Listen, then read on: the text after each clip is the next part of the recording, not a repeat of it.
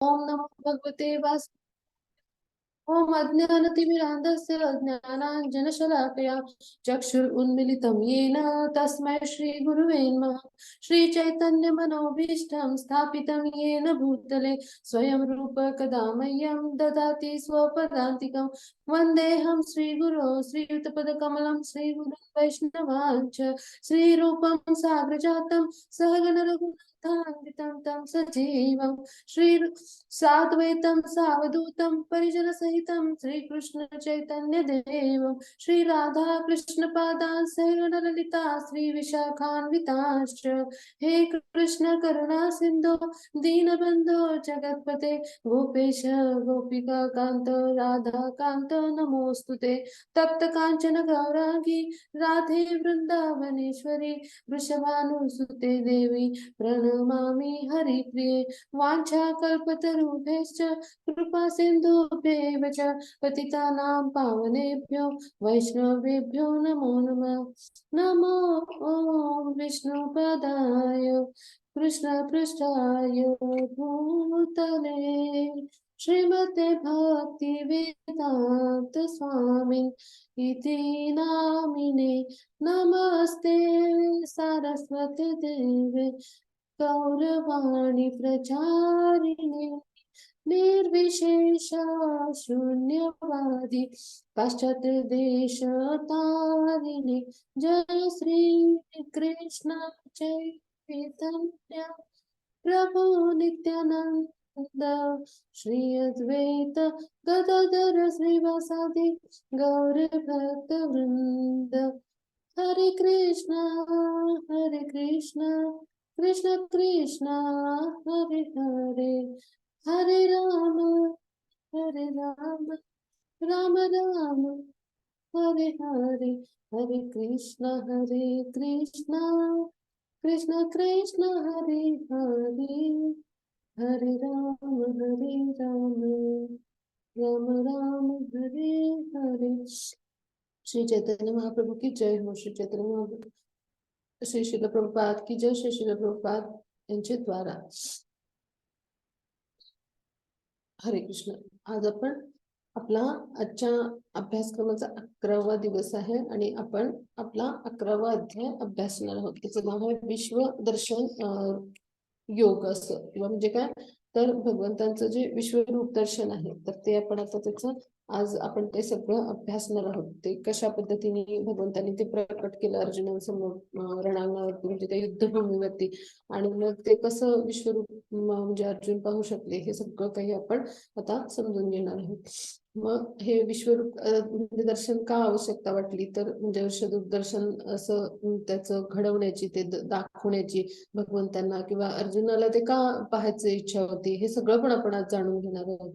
आपण श्री श्री राधाकृष्णांना आपण साष्टांग दंडवत करून आज आपल्या आजच्या अभ्यासाची सुरुवात करूया. श्री गोपीनाथजी आणि राधाराणींना आपण वंदन करू. श्रील प्रभुपाद यांच्या चरणी आपण साष्टांग दंडवत प्रणाम करूया आणि आपला आजचा अभ्यास सुरू करूया. अर्जुन उवाच मदनुव्राय परम गुह्यमध्यात्म संज्ञितम् यत्योक्तं वचस्तेन मोहोऽयं विगतो मम. अर्जुन म्हणाला या गुह्य आध्यात्मिक विषयांबद्दल तुम्ही कृपावंत होऊन जे उपदेश दिले आहेत ते ऐकून माझा मोह नष्ट झाला आहे. आता मोह म्हणजे काय तर जी भगवंतांच्या म्हणजे ते योगमायेमुळेच अर्जुनाची अशी अवस्था झाली होती की त्यांना असं वाटत होतं की हे युद्ध करायला नको. मग भगवंतांनी जे वेगवेगळ्या पद्धतीनं अर्जुनाला ज्ञान दिलं सांख्य योगाचं ज्ञान दिलं. आतापर्यंत पण वेगवेगळे पद्धतीने भगवंतांनी कसं त्याच्या म्हणजे मनातल्या शंकांचं निराकरण केलं हे पाहिलं. मग त्याद्वारे काय की ह्या म्हणजे या भौतिक प्रकृतीमध्ये आपल्यासारखा सामान्य सुद्धा जीव जेव्हा बद्ध होतो म्हणजे जो येतो आणि बद्ध होतो तेव्हा तो 3 गणांच्या प्रभावाखाली असतो आणि मोहित असतो. तसंच अर्जुनाची अवस्था की म्हणजे ते आपल्या देहसंबंधी नातेवाईकांविषयी की मी त्यांना कसं मारू, गुरुहत्या कशी करू, असं सगळं किंवा कुटुंब परंपरा कशा मी म्हणजे मग जपू, म्हणजे त्या नष्ट होतील, अशा सगळ्या म्हणजे संमोहाने एक प्रकारे भ्रमित झाले होते. आणि मग त्याद्वारे त्यांच्या माध्यमातून आपल्यासारख्या सामान्यांना कळावं की आपण ह्या भौतिक संसारामध्ये कशा पद्धतीने आपलं कर्तव्य कर्म करत करत भगवंतांची भक्तिमय प्रेममय साध म्हणजे सेवा आपण कशी करायची, आपलं कर्तव्य कर्म करत करत हे कळावं. मग हे सगळं त्यासाठी भगवद्गीता किंवा म्हणजे अर्जुन जरी पहिले श्रोते असले तरी त्यांच्या समोर मांडण्यासाठी म्हणजे मांडण्याची किंवा त्यांना शिष्य म्हणून. एक मिनिट.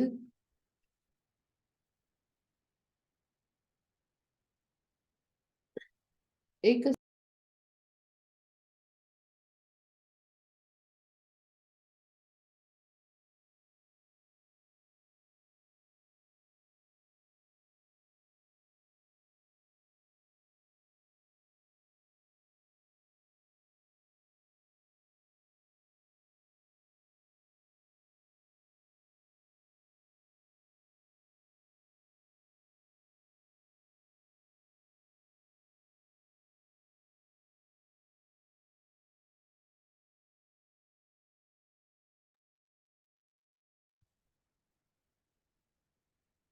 हा तर मग अशा मोहग्रस्त अवस्था जी अर्जुनाची होती, तर मग त्याच्यातून ते म्हणजे त्यांना म्हणजे ते म्हणतात की आता माझा हा जो मोह आहे म्हणजे तर तो नष्ट झाला आहे. म्हणजे काय की भगवंताचं स्वरूप अर्जुनाने पूर्णपणे जाणले. मग अर्जुनांना हे माहिती की ते आता साधारण मनुष्य नाही आहेत, भगवंत म्हणजे कोणाच सर्व कारणाचे कारण परमपुरुष किंवा असे आहेत. आणि मग त्यांना तो आपला मित्र समजत नाही, तर आता गुरु किंवा आपले म्हणजे सर्व कारणांचे कारण किंवा आदी कारण असं तो समजतोय. आणि म्हणून श्रीकृष्णांसारखा महान मित्र याचा त्यांना खूप गर्व आहे. पण तो विचार काय करतोय की श्रीकृष्णांचा त्यांनी जसा अधिकार किंवा परमेश्वर म्हणून स्वीकार केला, तसे हे कलियुगातले जे लोक आहेत, सामान्य लोक आहेत पुढे जाऊन, तर ह्यांना म्हणजे ते गोष्ट समजून येण्यासाठी की भगवंत स्वतःच परमेश्वर आहेत, सर्वोच्च नियंत्रक आहेत, सर्व कारणांचं कारण आहेत, म्हणजे हे हे सगळं त्यांना माहिती आहे. आणि म्हणून सर्वांच्या करता म्हणजे श्रीकृष्णांचं जे दिव्य स्वरूप आहे तर ते प्रस्थापित करण्यासाठी किंवा म्हणजे जे एखाद्या भक्ताला रूप पाहायची इच्छा नसते, पण येणाऱ्या लोकांना भगवंत प्रत्यक्ष म्हणजे परमेश्वर किंवा सर्व कारणांचे कारण आहेत, तर हे पूर्णपणे समजून येण्यासाठी तो त्यांना काय विनंती करतोय की तुम्ही मला तुमचं असं जे म्हणजे दिव्य रूप आहे ते दाखवा. म्हणजे त्याने ती इच्छा प्रकट केली. आणि ती कशा पद्धतीने तो करतोय, तर त्यांना पूर्ण शरण जाऊन सांगतोय की तुमच्याकडून मिळालेलं परमगुह्य म्हणजे असं म्हणजे जे सर्वश्रेष्ठ असं गोपनीय ज्ञान आहे, तर हे सगळं मी म्हणजे जाणून घेतलंय आणि आपण कृपावंत म्हणजे उपदेश दिलेत. म्हणजे पहा, एखादा शिष्य कसा नम्रपणे आपल्या गुरूंशी चर्चा करतो पहा, मग अशा पद्धतीने नम्रतेने आणि म्हणजे प्रेमाने किंवा सेवा करून किंवा भक्तीने आपण गुरूंना म्हणजे गुरूंची कृपा संपादन करायची असते. आणि मग त्यांना मग विनंती करायची असते की तुम्हाला जर मी पात्र असेल तर तुम्ही मला ते सांगा. मग आता त्या पद्धतीने एक उत्तम शिष्य अर्जुन आहेत असतं ते पुढे काय सांगतात ते पाहूया. मग अशा पद्धतीने ते इच्छा आपली व्यक्त करतात, अशी गुरु शिष्य परंपरा प्रस्थापित करायची त्यांना आहे. येणाऱ्या लोकांसाठी त्यांना हे समजलं पाहिजे की भगवंतच सर्व कारणांचे कारण आहेत. आणि त्यासाठी ते विनंती करतात. आता आपण पुढे बघू ते कशा पद्धतीने प्रार्थना करतात पहा. हे कमल नयना म्हणजे कमलांसारखे डोळे श्रीकृष्णांचे आहेत आणि त्यांना अशा पद्धतीने प्रार्थना करतायत. जीवांच्या उत्पत्ती आणि लयाबद्दल मी तुमच्याकडून सविस्तरपणे ऐकले, पण मला तुमच्या अगाध महात्म्याची अनुभूती आली आहे. हे पुरुषोत्तम, हे परमेश्वर, तुम्ही स्वतः वर्णन केल्याप्रमाणे तुमचे मूळ स्वरूप जरी माझ्यासमोर पाहत असलो तरी या प्राकृत सृष्टीत तुम्ही कसे प्रविष्ट झाला आहात हे मी पाहू इच्छितो.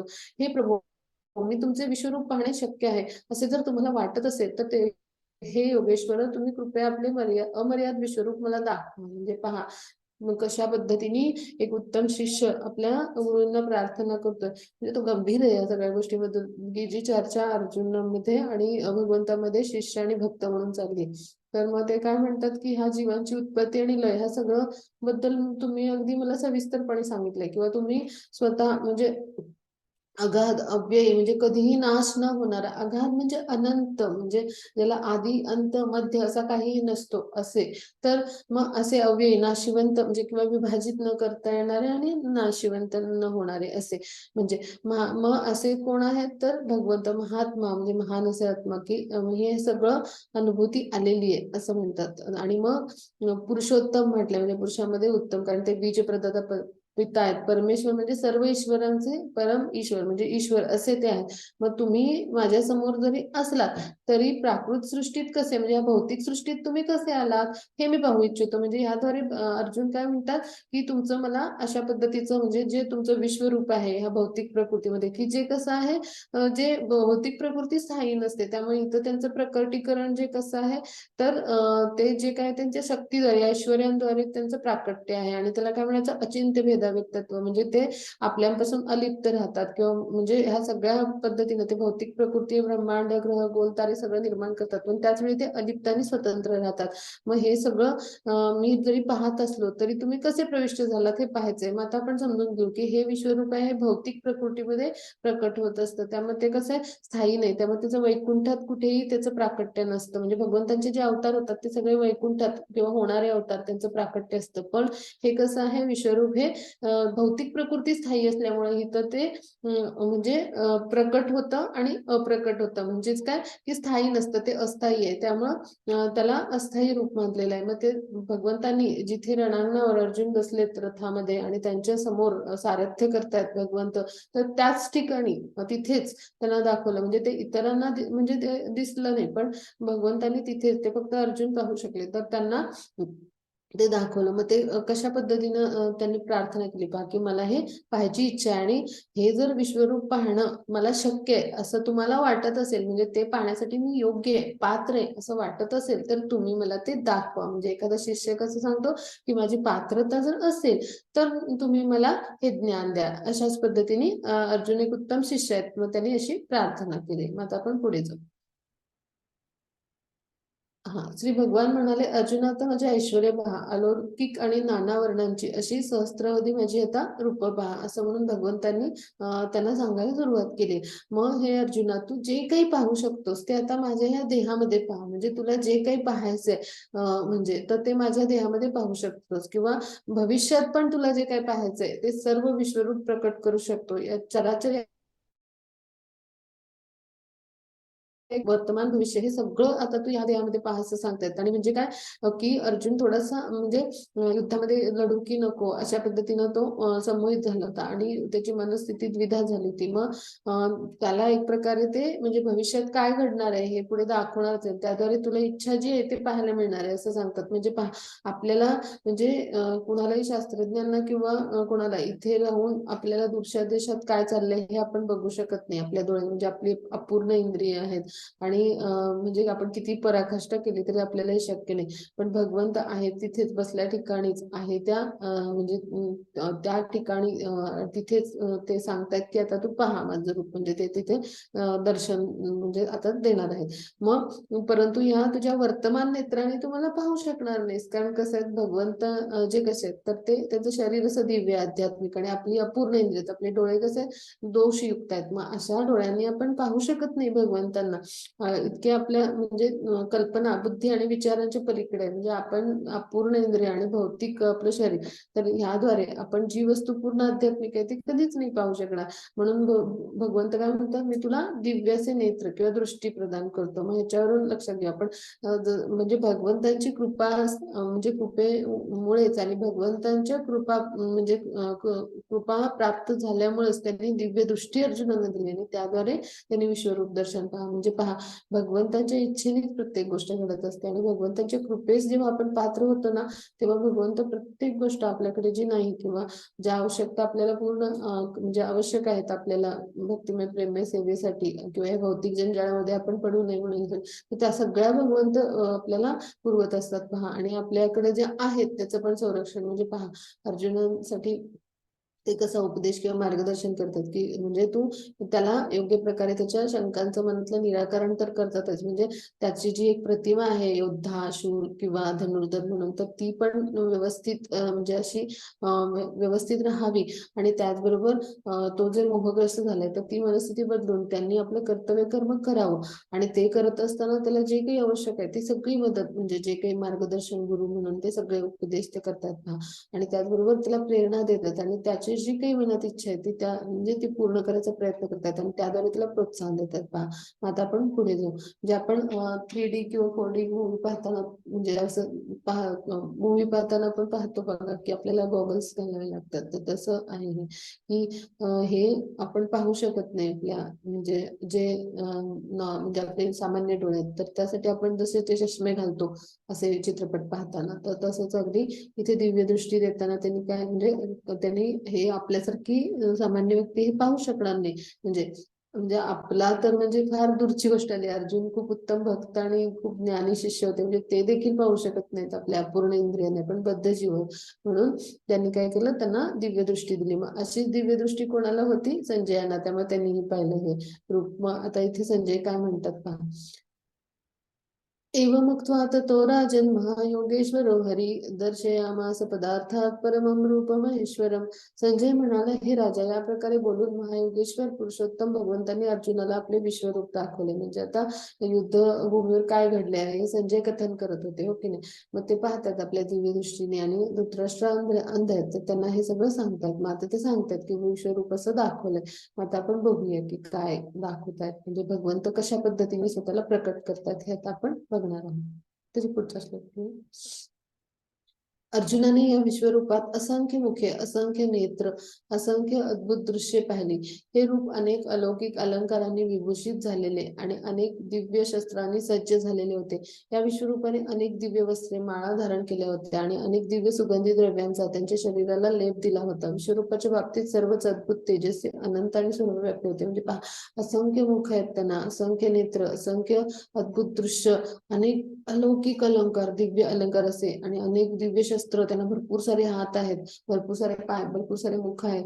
आणि त्यामध्ये त्यांनी दिव्य वस्त्र घातलीत किंवा वेगवेगळ्या छान फुलांच्या मोत्यांच्या माळा आणि दिव्य सुगंधी द्रव्ये ते चित्रात दाखवले बा असे, आणि शरीराला लेप लावलेत. आणि मग अशा बाबतीत हे अद्भुत, तेजस्वी आणि असं अनंत आणि म्हणजे सर्वव्यापी, म्हणजे ज्याला आधी म्हणतात मध्य असं काही नाहीच आहे, सर्वव्यापी म्हणजे सगळं ब्रह्मांड असं वाटून टाकणार असं ते रूप होतं. आकाशामध्ये एकाच वेळी हजारो सूर्यांचा उदय झाला तर कदाचित त्यांचे तेज भगवंतांच्या विश्वरूपातील तेजांची बरोबरी करू शकेल. हे कोण सांगतात? तर हे संजय सांगतात. म्हणजे संजयने हा श्लोक सांगितलाय, म्हणजे संजयच्या तोंडी, की आता धृतराष्ट्र अंध आहेत, मग त्यांना कशी कल्पना द्यायची, तर ते विस्तृतपणे कसं सांगतात की उदाहरण म्हणजे देतात ते, की आकाशामध्ये जर हजारो सूर्य एकाच वेळी त्यांचा उदय झाला, म्हणजे ते प्रकाशित झाले, चमकले, तर ते जे तेज निर्माण होईल ते भगवंतांच्या विश्वरूपातील तेजाशी बरोबरी करू शकेल. म्हणजे भगवंतांनी सूर्याला हे सगळं तेज दिले, पण भौतिक प्रकृतीतलं उदाहरण देऊन संजय सांगतात की अशा पद्धतीचं हजारो सूर्यांचा उदय झाल्यानंतरचं जे तेज आहे ते भगवंतांच्या विश्वरूपातून पाहायला मिळतं. आता आपण पुढे जाऊ. यावेळी अर्जुनाने भगवंतांच्या विश्वरूपामध्ये एकाच ठिकाणी स्थित असलेले परंतु अनंत ग्रहामध्ये विभागलेली ब्रह्मांडांची विस्तृत रूप पाहिली. म्हणजे काय, आता ही भगवंतांची मध्ये हे सगळी वेगवेगळी भगवंतांनी ब्रह्मांड निर्माण केली, हो की नाही. कर्णोदकशाही विष्णू जे असतात ते कर्णोदक सागरामध्ये पोहलेले असतात, म्हणजे ब्रह्मांडांच्या म्हणजे ब्रह्मांड आपलं जे आहे तर त्याच्या अधोप्रदेशात ते पोहोडलेले असतात. आणि गर्भोदकशाही विष्णू असतात ते, आणि गर्भोदकशाही विष्णू असतात ते करणशाही ह्याच्यामध्ये पोहोडलेले असतात. मग त्यांच्यातून ब्रह्मांड निर्माण होतात त्यांच्या श्वासाद्वारे, आणि उच्चवासाद्वारे ती म्हणजे नष्ट होत असतात. आणि मग गर्भोदकशाही ज्या आपल्या ब्रह्मांडाच्या अधोप्रदेशात पोहोडलेले असतात त्यांच्या नाभीतून ब्रह्मा निर्माण होतात, आणि मग हे वेगवेगळी सृष्टी निर्माण करतात. मग त्यांच्या म्हणजे ते कशावर पोहोडलेले असतात, तर ज्या शय्येवर नागाच्या, तर त्याला म्हणायचं वासुकी, आणि वासुकी नावाचं इथं नाग पण असतं. म्हणजे काय, की अशा पद्धतीने म्हणजे वेगवेगळी रूप म्हणजे अशी त्यांनी केलेली निर्माण केली ब्रह्मांडातले वेगवेगळे जीव हे सगळं पाहिलं. आणि मग त्याची विस्तृत रूप म्हणजे सगळे लोक पाहिले अगदी ब्रह्मलोकांपर्यंत, आणि पाताळ लोक सगळे म्हणजे पृथ्वीमध्ये लोक आहेत, त्याच्यावरती 7 लोक आणि खाली मग तिथले वेगवेगळे जीव. म्हणजे असं नाही की फक्त पृथ्वी या लोकावरच जीव आहेत, तर वेगवेगळे जे ग्रह आहेत तर ते वेगवेगळ्या ह्यांनी बनलेत. काही म्हणजे भूमीनी बनलेले ग्रह आहेत, काही सोन्यांनी, काही रत्नांनी बनलेले ग्रह आहेत. तर असे सगळं जे काही भगवंतांनी निर्माण केले ना, ते सगळंच्या सगळं अर्जुनाने पाहिलं. मग आता आपण पुढे जाऊ. त्यानंतर भ्रमित आणि आश्चर्यचकित होऊन अंगावर रोमांच उभारलेला अर्जुन प्रणाम करण्यासाठी नतमस्तक झाला आणि हात जोडून त्याने भगवंतांची प्रार्थना करण्यास प्रारंभ केला. म्हणजे काय की भ्रमित आणि आश्चर्यचकित होऊन अंगावर म्हणजे रोमांच, का तर एखादं असं आपल्याला अनाकलनीय, आपल्या कल्पनाही करता येणार नाही अशा आपल्या कल्पनाशक्तीच्या पलीकडचं आपण पाहिलं तर आपली कशी अवस्था होते तशी, म्हणजे शहारंग रोमांच असं उभारलेला. आणि मग त्यांनी काय केलं, अत्यंत म्हणजे भारावूनच गेला तो, काय करूया असं त्याला कळलं नाही. भ्रमित म्हटलंय, गोंधळून गेला. आणि मग आश्चर्यचकित होऊन त्यांनी पूर्णपणे म्हणजे शरणागत होऊन नतमस्तक होऊन हात जोडून भगवंतांच्या प्रार्थना केल्या. आता आपण पुढे जाऊ. अर्जुन म्हणाला, हे भगवान, हे कृष्ण, मी तुमच्या शरीरात एकत्रित आलेल्या सर्व देवतांना आणि इतर विविध जीवांना पाहतो. कमलासनावर बसलेल्या ब्रह्मा देवांना, तसेच भगवान शंकर, सर्व ऋषी आणि अलौकिक सर्पांना मी तुमच्या देहामध्ये पाहतो. म्हणजे काय की सर्व भगवंतांच्या देहामध्ये बघतोय तो. म्हणजे की सगळे वेगवेगळे देवदेवता म्हणजे ब्रह्माजी त्यांच्या नाभीतून जे कमळ आहेत तर त्याच्यातून निर्माण झालेले, किंवा सगळे देवता निर्माण झालेले आहेत, विविध जीव म्हणजे पशु पक्षी प्राणी सगळे, म्हणजे अगदी छोट्या कीटकांपासून सगळे. मग कमलासनावर ब्रह्मदेव बसलेत, मग भगवान शंकर सर्व अलौकिक असे सर्प म्हणजे वासुकी आपण पाहिलं, किंवा शेष, म्हणजे हे सगळे म्हणजे वेगवेगळ्या सर्पांचे प्रकार सुद्धा देहामध्ये पाहता येतो. हे विश्वेश्वर, हे विश्वरूप, तुमच्या देहामध्ये अमर्यादित आणि सर्वत्र पसरलेल्या असंख्य भुजा, म्हणजे असंख्य भुजा सगळीकडे पसरलेल्या आहेत पहा. नंतर असंख्य उदरे म्हणजे असंख्य पोट आहेत त्यांना, आणि असंख्य मुख म्हणजे असंख्य तोंड आहेत की जी आपण म्हणजे गणनाच करू शकत नाही, असंख्य नेत्र. आणि तुमच्यामध्ये मला आधी मध्य अंत काहीच नाही, म्हणजे ज्याची सुरुवात कुठून होते, जसं संपताय कुठून आणि मध्ये कुठे कळत नाही. जसं वडाचे पारंब्याचं झाड असतं पहा, म्हणजे असं ते खूप मोठं पसरलेलं असतं पहा, होतं अगदी तसंच आपल्याला कळत नाही ते कुठून सुरू होतं कुठे जातात, आणि त्याची मुळं पण जमिनीतनं वर येतात पहा. म्हणजे असं, म्हणजे हे आपल्या व्यवहारातलं उदाहरण थोडंसं कळण्यासाठी आपल्याला. तर असं असंख्य नेत्र, असंख्य उदर असलेलं असं भव्य दिव्य असं आपण विश्वरूप म्हणजे भगवंतांनी तिथेच प्रकट केलं. म्हणजे ते तिथे बसलेले आहेत सारथ्य करत आणि त्यांनी प्रकट केले.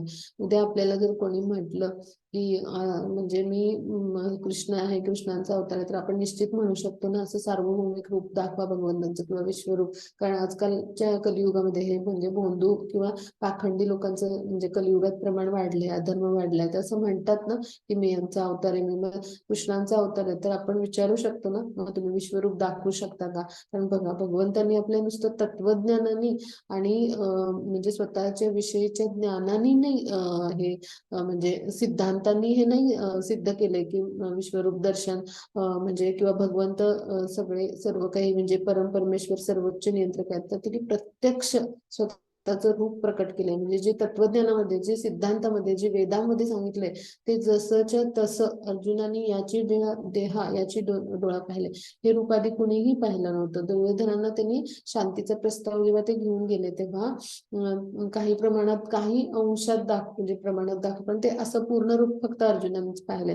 किंवा ज्या यशोदा मैया होत्या तर त्यांना ते जे माती खाण्याची गोष्ट आहे म्हणजे कृष्णांची, त्यांनी माती खाल्लेली असते तेव्हा तोंड उघडायला सांगतात त्यांना, तर तेव्हा त्यांनी म्हणजे थोडंफार म्हणजे आंशिक रूप पाहिले. म्हणजे ब्रह्मांड, ग्रह, गोल तारे त्यांना दिसले, पण ते चक्कर येऊन पडले. म्हणजे भगवंतांच्या योगमायेने त्यांनी केलेली ती लीला होती. तर पूर्ण असं रूप पहिल्यांदाच अर्जुन पाहतात, पण अर्जुनालाच ते पाहायला मिळालं. म्हणजे इथे आपण हा भाग समजून घेतला पाहिजे की भगवंत स्वतः परमेश्वर आहेत आणि तेच सर्व कारणांचे कारण आहेत. आणि ते फक्त असं स्वतःचं तत्वज्ञान किंवा सिद्धांत रूपी त्यांचं वर्णन जे आहेत तर ते मीच म्हणजे भगवान आहे आणि तुझ्यासमोर प्रकट झालं, त्याचं फक्त सांगत नाही, तर ते प्रत्यक्ष प्रमाण म्हणजे स्वतः दिव्य रूप प्रकट करून त्यांनी दाखवलंय अर्जुनाला. हा भाग आपण समजून घेतला पाहिजे. तुमचे रूप अत्यंत तेजपुंज असल्याने हे पाहणे कठीण आहे. ते तेज प्रज्वलित अग्नी किंवा सूर्याच्या अपरिमित तेजाप्रमाणे सर्वत्र व्यापलेले आहे. तरीही अनेक मुकुट गदा चक्राने सुशोभित झालेले हे कांतिमान मी सर्वत्र पाहते. म्हणजे रूप कसं अत्यंत तेजपुंज आहे आणि त्यामध्ये पाहणं म्हणजे कठीण आहे. दिव्य दृष्टी दिल्यावर सुद्धा अर्जुनांना कठीण जातं. म्हणजे पहा त्याचं काय तेज असते, म्हणजे आपण कल्पना करू शकतो का? आणि म्हणजे भगवंतांच्या शरीरातून निघणारं दिव्य तेज काय असेल, तर प्रज्वलित अग्नी म्हणजे एखादा असेल, किंवा सूर्याच्या अपरिमित तेज म्हणजे मग जसं म्हणलं असंख्य सूर्य आकाशात एकाच वेळी, म्हणजे असं अपरिमित सूर्यांचं तेज असं ते व्यापलेलं आहे. आणि अनेक मुकुट आहेत त्यांच्या डोक्यावर घातलेले, अनेक गदा आहेत, अनेक म्हणजे चक्र आहेत, म्हणजे जी आपण एक सुदर्शन चक्र आणि त्याचं तेज पाहतो वेगवेगळ्या आपण सिरियल्स पाहतो टीव्हीवर. तर मग ह्या हे प्रत्यक्ष पाहतो आणि अनेक चक्र आहेत आणि त्यांनी ते सुशोभित झालेलं असं कांतिमान अत्यंत सुंदर रूप सगळीकडं, म्हणजे तो जिकडे तिकडे पाहिजे तिकडे सर्वव्यापी असं ते रूप आहे, असं अर्जुन पाहते. म्हणजे पहा आपण हे चित्र डोळ्यासमोर आणूया. पहा आपल्याला थोडस कल्पना करता येईल की केवढं भव्य दिव्य ते रूप असेल. आता आपण पुढे जाऊ.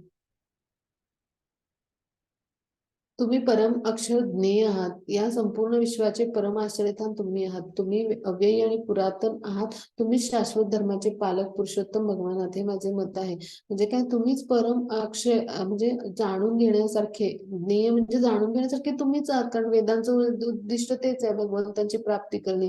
किंवा आपण वेगवेगळे भगवद्गीतेचे जे काही आपण उपदेश ऐकले त्याच्यात उद्दिष्ट काय, तर भगवंतांची सर्वस्थिती जाणे. आणि भगवंत सर्वोच्च आहेत, नियंत्रक असे परमेश्वर सर्व कारणांचे कारण आणि जाणून घेण्यासाठी.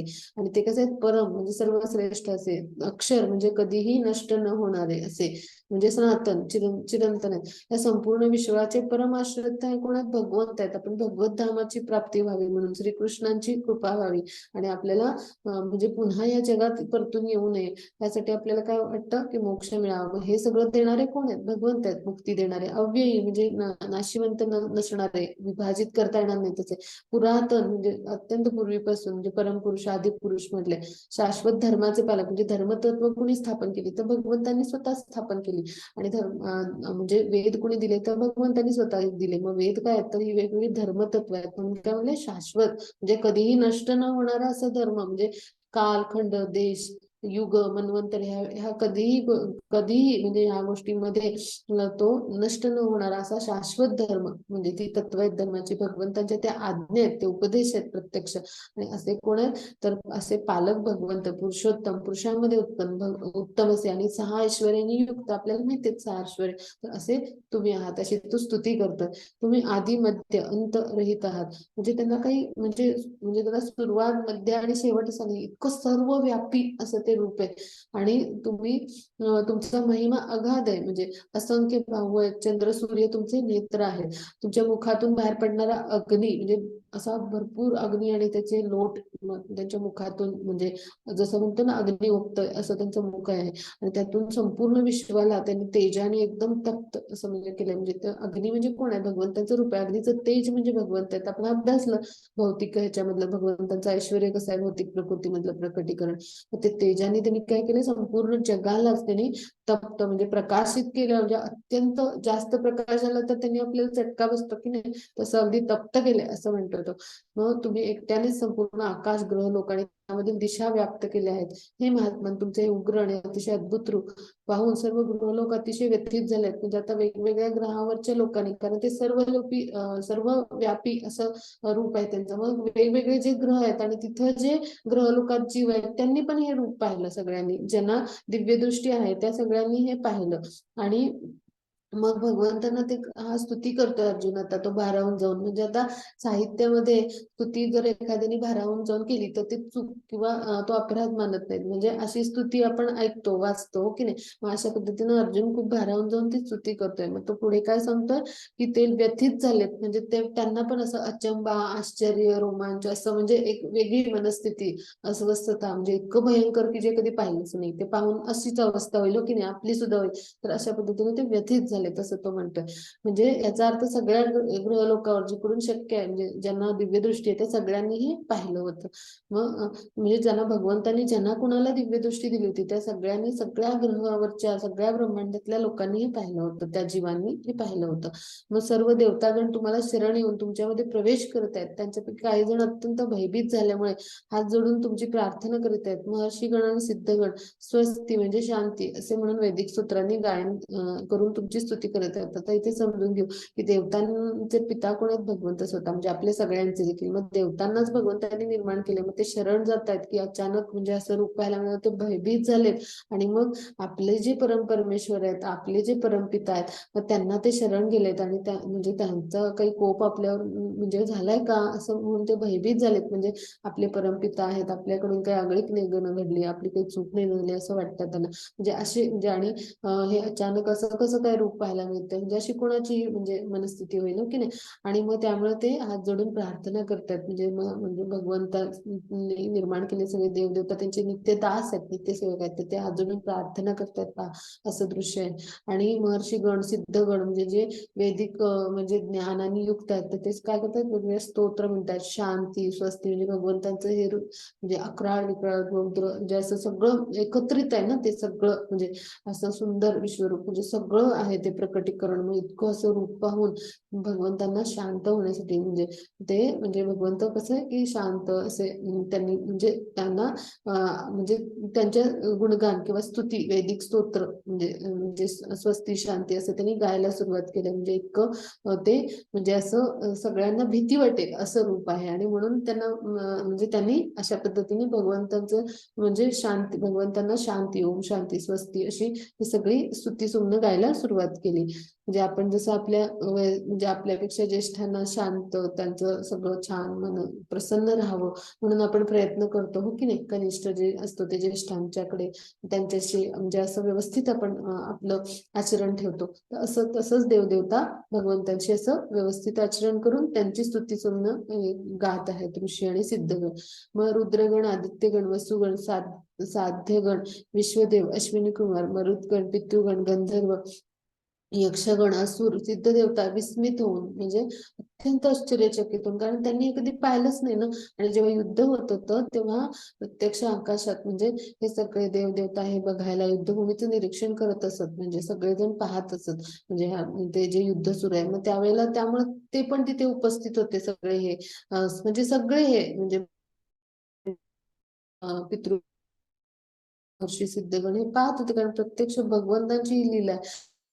त्या लीलेचं आस्वादन म्हणजे हे सगळं म्हणजे त्यांना करायचंच होतं. म्हणजे ते भगवंतांचे उत्तम भक्त आहेत, सगळे पुण्यात्मे आहेत.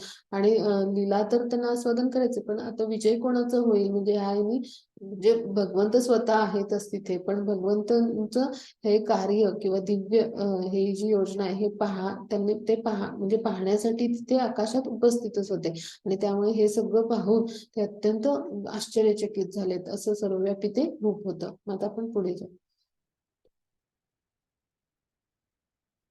हा, हे महाभाव देवतांसहित सर्व लोक तुमचे अनेक नेत्र, मुखे, भुजा, जांघा, पाय, उदरे आणि अनेक अकराळ विक्राळ दाढा असणारे महाकाय रूप पाहून अतिशय व्यथित म्हणजे एकदम घाबरून गेलेत. आणि त्यांच्याप्रमाणेच मी सुद्धा व्यथित झाले, म्हणजे मला सुद्धा थोडस रोमांच, भीती, आनंद अशी माझी मनस्थिती आहे. हे सर्वव्यापी विष्णू अनेक तेजस्वी वर्णांनी युक्त आकाशात भिडलेली तुमची आव असलेली म्हणजे अशी मुख आहेत त्यांची, पहा आपण चित्रात बघितली तर लक्षात येईल, अशी अनेक तेजस्वी वर्णांनी वेगवेगळ्या वर्णांची म्हणजे जेवढ्या योनी, जेवढे शरीर, जेवढे काही जीव निर्माण झाले त्यांचं कारण कोण आहेत? भगवंत. तर ती सगळी अशी वेगवेगळ्या वर्णांनी आकाशात भिडलेली अशी आव असलेली मुख अशी सगळी आकाशात भिडलेली दाखवली. म्हणजे असं चित्र आहे पहा, म्हणजे ते प्रत्यक्ष कसं असेल. आणि प्रदीप्त म्हणजे एकदम असे ज्वाला तेज असं येणारे असे नेत्र आहेत, विशाल मोठे मोठे असे प्रत्येकाचे. हे रूप पाहून माझं मन भयाने व्यथित झाले आणि त्यामुळं धैर्य आणि मानसिक संतुलन सुद्धा मी राखू शकत नाही. म्हणजे पहा कोणाची अवस्था काय होईल. जे अर्जुनांची अशी अवस्था, मग आपल्यासारख्या सामान्यांचा आपण विचारच करायला नको. तर म्हणजे इतक्या पद्धतीनं म्हणजे ते भयभीत, रोमांचकारी असं भयंकर सर्वव्यापी इतकं म्हणजे प्रचंड तेजाने युक्त असं प्रदीप्त करणारं असं रूप होतं की अर्जुनाला आता आपल्या मनाचं संतुलन आणि धैर्य मला राखता येत नाही असं त्यांना सांगावं लागलं. आता आपण पुढे जाऊ. जे आपल्या सामान्यांना हे सगळं पाहणं आणि विचार करणं सुद्धा कल्पनेच्या अतीत आहे ना. अर्जुन हे एक शुद्ध भक्त होते, पार्षद आहेत, म्हणून ते निदान असा म्हणजे असं त्यांच्या भावना व्यक्त करू शकतात. आपल्यासारख्या सामान्यांना हे सगळं म्हणजे आपल्या कल्पनेच्या अतीत आहे बरं का. स्वपक्षीय राजांसहित सर्व धृतराष्ट्रपुत्र भीष्म, द्रोण, कर्ण आणि आमच्या पक्षातील मुख्य योद्धे पण तुमच्या मुखात त्वरित प्रवेश करीत आहेत, आणि काही जण तुमच्या दाडांमध्ये अडकून त्यांच्या मस्तकांचा चुराडा झाल्याची मदत दिसत आहे. म्हणजे काय, माझ्या पक्षातले पण काही प्रमुख योद्धे म्हणजे जे चांगले लढवे योद्धे आहेत, राजे आले होते ते, आणि धृतराष्ट्र पुत्र म्हणजे सगळे कौरव, भीष्म, द्रोण, कर्ण, आणि आमच्या पक्षातले पण काही असे चांगले योद्धे म्हणजे जे प्राणपणाने लढतील असे योद्धे होते, तर ते सगळे भगवंतांच्या ह्या मुखात प्रवेश करतात. काही जण दातात अडकून चुराडा झालाय त्यांचा मस्तकांचा, असं म्हणजे याच्यावरनं काय की भगवंत त्यांना हे निर्देशित करतात एक प्रकारे की ह्या युद्धामध्ये हे सगळ्यांचा संहार होणार आहे, म्हणजे दोन्ही पक्षातील योद्ध्यांचा. आणि हे महत्वाचे जे योद्धे आहेत म्हणजे सगळ्या कौरवांचा संहार होणार आहे. फक्त 5 पांडव, अर्जुन आणि हे 4 म्हणजे पांडव, तर हे सगळे फक्त म्हणजे म्हणजे हे हे म्हणजे म्हणजे ह्यांचंच फक्त म्हणजे म्हणजे ह्यांनाच कुठलाही म्हणजे त्या उपद्रव होणार नाही, किंवा म्हणजे त्यांना मृत्यू येणार नाही. आणि जे काही म्हणजे विजय आहे तो कोणाचा होणार आहे, तर अशा पद्धतीने धर्माचा इथे विजय होणार आहे. म्हणजे ही सगळी योजना भगवंतांची आहे, हो की नाही. की अर्जुन आणि त्यांचे 4 भाऊ म्हणजे मिळून हे 5 पांडव, तर हे त्यांना दिसले नाहीत, म्हणजे हे सगळे जिवंत राहणार आहेत आणि युद्धामध्ये बाकी सगळे जण मारले जाणार आहेत. सैन्य दोन्ही बाजूचे योद्धे आणि सगळे महत्वाचे योद्धे म्हणजे अगदी भीष्म, पितामह, कर्णांसहित आणि कौरव सगळे. आणि हे सगळं त्याला म्हणजे कळलं, आणि त्यामुळे तो यशस्वी होणार आहे युद्धामध्ये, हा भाग पण कळलेला आहे त्याला. म्हणजे अशा पद्धतीने भगवंतांनी हे दाखवून दिले की हे सगळ्या योजना आहेत त्या माझ्या आहेत. आणि हे म्हणजे जरी अर्जुनाने युद्ध केलं नाही किंवा अर्जुन युद्धासाठी तयार नसला तरी हे सगळं त्यांचा मृत्यू किंवा त्यांचा संहार जो काही भगवंतांची योजना आहे त्याप्रमाणे तो होणारच आहे. म्हणजे अर्जुन युद्ध करो अगर न करो, आणि त्यामुळे ते काय म्हणतात, तू युद्धासाठी उभा राहा आणि दृढ निश्चयाने लढ, निमित्त मात्र हो. पुढे तो श्लोक येणार आहे. म्हणजेच काय, या सगळ्या प्रकृतीच्या नियमाप्रमाणे भगवंतांनी जी प्रकृती निर्माण केली त्याच्या नियमाप्रमाणे भगवंतांनी केलेल्या योजना आहेत. आणि मग आपणही काय करायचं असतं, फक्त निमित्त मात्र व्हायचं असतं भगवंतांच्या काय करायचं असतं. आणि जे काही आपल्याला नियत कर्तव्य कर्म धर्मशास्त्रानुसार सांगितलं गेलेलं आहे, जे आपण करणं भाग ते आपण करायचं असतं. आणि ते सुद्धा भगवंतांच्या संतुष्टीसाठी त्याचं फळ अर्पण करून भगवंताच्या आपण कृपेस जेव्हा पात्र होतं ते कसं होतं, कृष्ण कर्म होतं, किंवा त्याला काय म्हणायचं, भक्तियुक्त कर्म होतं. आणि त्याद्वारे काय होतं, आपण कृष्ण भावनेमध्ये जोडतो, कृष्णांच्या कृपेस पात्र होतो. मग हा भाग इथं आपण समजून घेतला पाहिजे.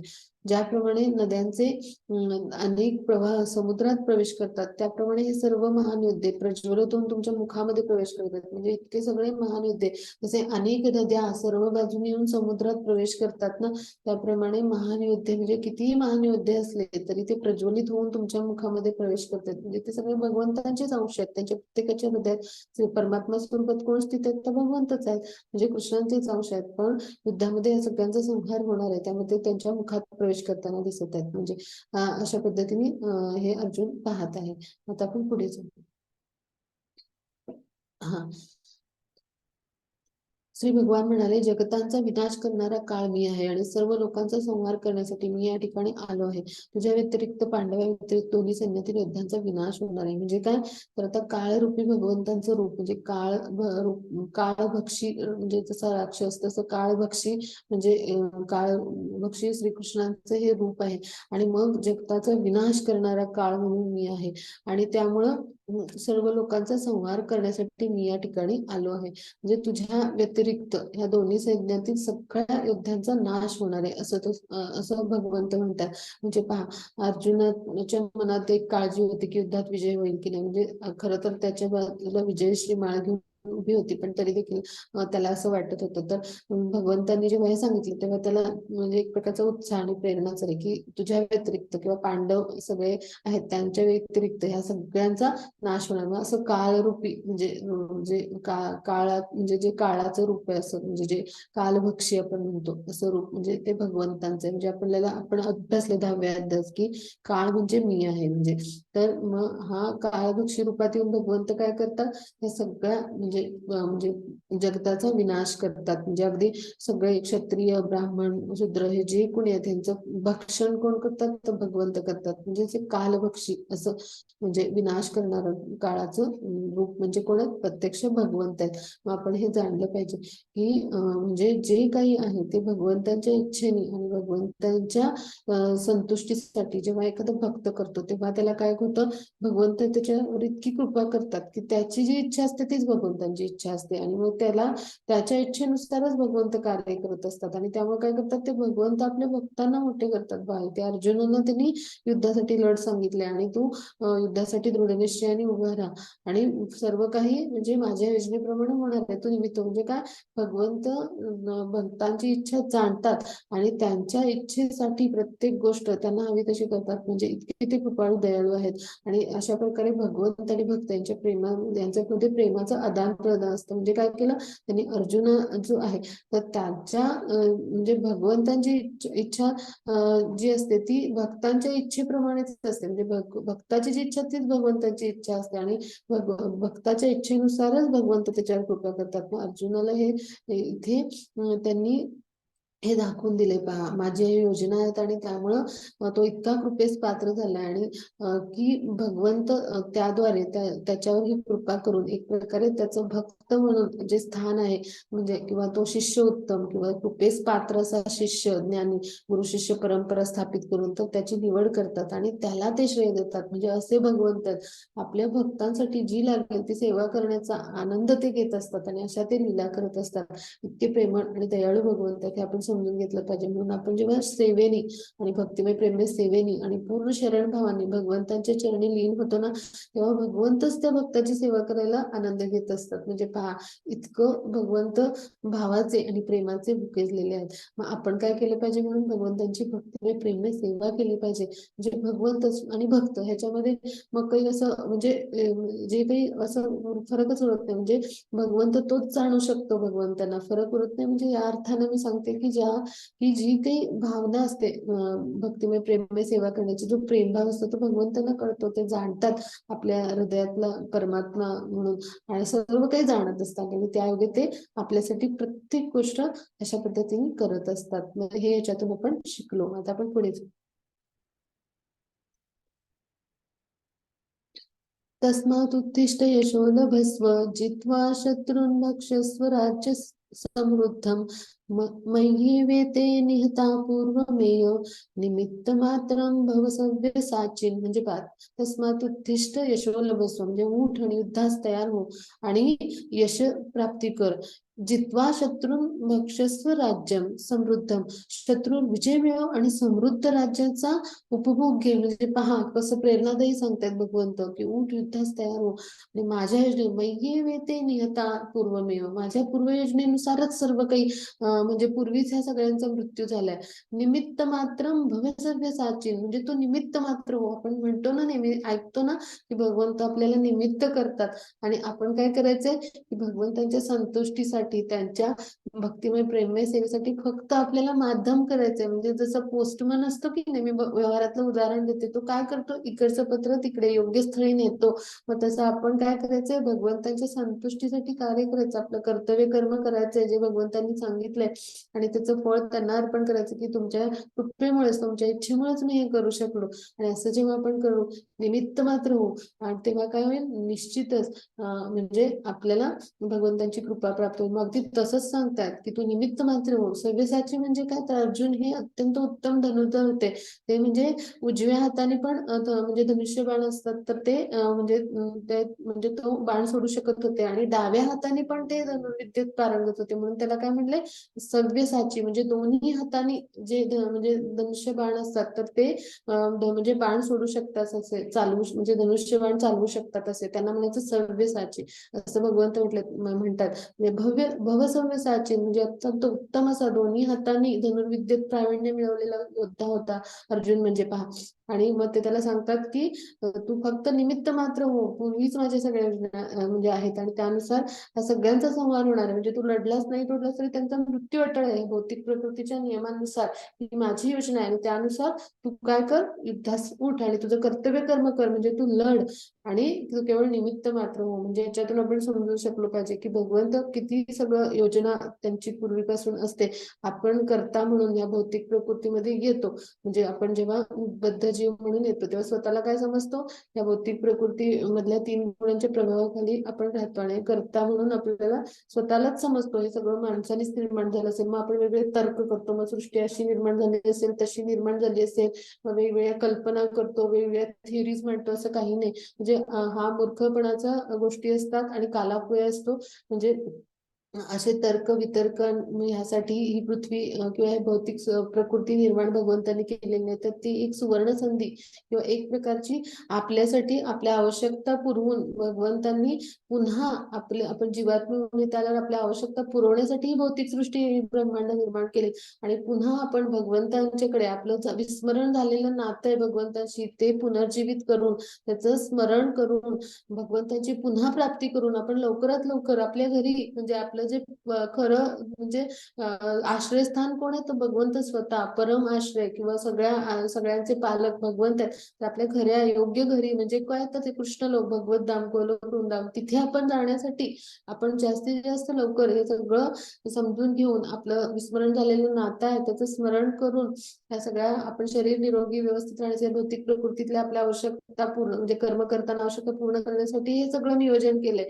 हे कोणाला कळतच नाही आणि हे कोणाला कळेल, जो भक्त आहे भगवंतांचा त्याला कळेल आणि तो पूर्ण शरण जाऊन भगवंतांचं असं सर्व व्यापक हे सगळं रूप समजून घेऊन भगवंतांची प्रेममय भक्तिमय सेवा करेल. त्याला असली रूप कुठली पाहण्यात काही म्हणजे इच्छा नसते. पण येणारा जो म्हणजे काळ आहे तेव्हा इतर आपल्यासारख्या सामान्यांना भगवंत कसे सर्व व्यापक आहेत, परमेश्वर सर्वचे देव म्हणून अर्जुन प्रार्थना करतात आणि मग भगवंत त्याला उपदेश करतात की अशा पद्धतीनं तू युद्धामध्ये तुझं लढण्याचं कर्तव्य कर्म क्षत्रिय म्हणून तू कर आणि सज्ज हो, तू नक्की विजयी यशस्वी होशील आणि तू विजय शत्रूवर मिळवशील असं त्याला सांगतात. आणि मग त्या पद्धतीने पुढे अर्जुन ते युद्ध लढतो आणि विजयी होतो. हे आपल्याला माहितीच आहे. मी ते चित्रात दाखवले. स्काल्पेल म्हणजे जी सर्जरी करायला डॉक्टर वापरतात, म्हणजे जी सुरी वापर आपण म्हणू म्हणजे नाईफ म्हणतो तशी. आता एक ह्याचा वापर आपण आता बघा, म्हणजे सुरी आहे तिचा कसा वापर म्हणजे योग्य चेतना आणि अयोग्य चेतना समजून घेऊ आपण.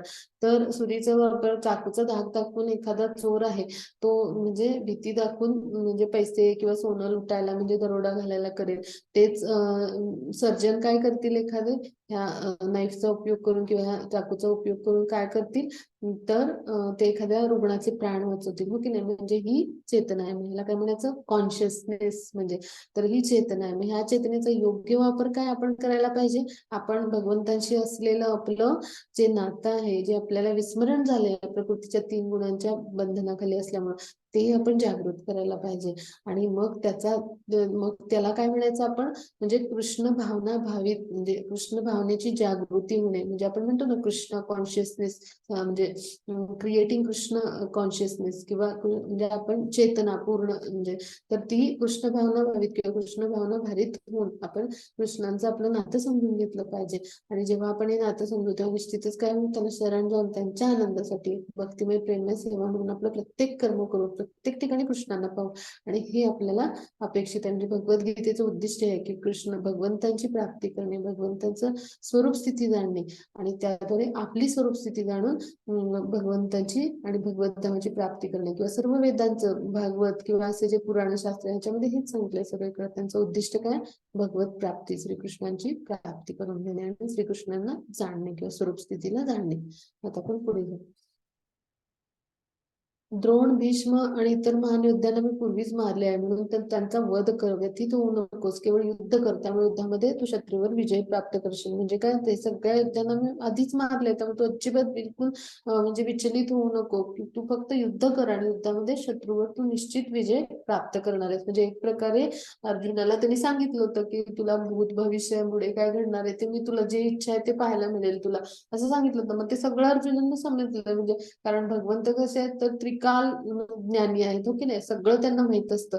मग त्यामुळं हे सगळं मी पूर्वीच त्यांना मारलंय आणि तू त्यांचा वध कर. बिलकुल तू म्हणजे व्यथित न होता तू फक्त युद्धासाठी सज्ज हो आणि लढ आणि युद्ध कर आणि तू शत्रूवर नक्की विजय प्राप्त होतो. एक गुरु सांगतात आपल्या शिष्याला, तेव्हा गुरु आज्ञा करतात तेव्हा गुरुंची आज्ञा तर ऐकायची. आता इथे तर आद्य गुरु आहेत, जगद्गुरु आहेत, प्रत्यक्ष भगवान आहेत आणि भगवानांच्या मुखातून जेव्हा हे आदेश येतात तेव्हा निश्चितच अर्जुनांसाठी किंवा आपल्यासारख्या भक्तांचं कर्तव्य काय, तर आपण त्या उद्देशांचं आपण पालन केले पाहिजे. आपण तर्क वितर्क न करता पूर्ण दृढ श्रद्धेने विश्वासाने भगवंतांना शरण जाऊन त्यांच्या आज्ञा, त्यांच्या श्रीमुखातून आलेल्या आज्ञा आहेत त्यांचं आपण पालन केलं पाहिजे आणि ते आचरणात आपल्या जीवनामध्ये उतरवायचा प्रयत्न केला पाहिजे. हाच संदेश आपल्याला हा श्लोक देतो. पहा म्हणजे काय, अशा पद्धतीने भगवंत आपल्याला भगवद्गीतेतून आपल्याशी बोलतात. भगवद्गीता आपल्याशी बोलते. पहा म्हणजे भगवंत स्वतः बोलतात. मग हे आपण यातून समजून घेतलं पाहिजे आणि आपण काय केलं पाहिजे, भगवंतांनी जे काही सांगितलं वेगवेगळ्या शास्त्रांचा अभ्यास करायचा, म्हणजे जे शास्त्राच्या विधिविधानांचं पालन आपण